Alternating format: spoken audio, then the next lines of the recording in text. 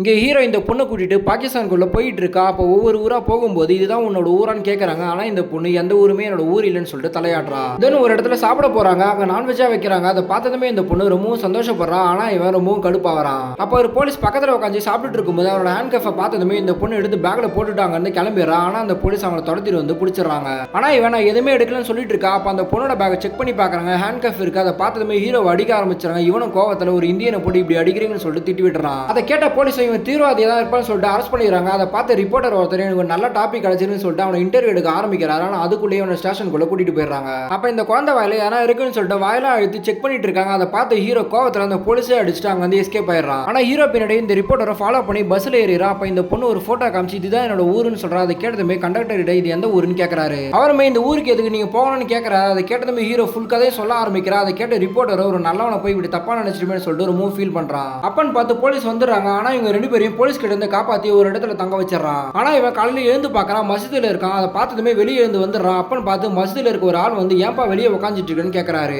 அப்பதான் ஹீரோ நான் ஒரு இந்து மசூதிக்குள்ள எல்லாம் வரக்கூடாதுன்னு சொல்றாரு. ஆனா மசூதில அதெல்லாம் பார்க்க மாட்டோம், எல்லாருமே ஒண்ணுதான் சொல்றாங்க. அதை கேட்டதுமே தான் ஹீரோக்கு எல்லாருமே ஒன்னாதான் வாழ்ந்துட்டு இருக்காங்க, நம்ம தான் தப்பா இருந்திருக்கோம்னு சொல்லிட்டு புரிய வருது.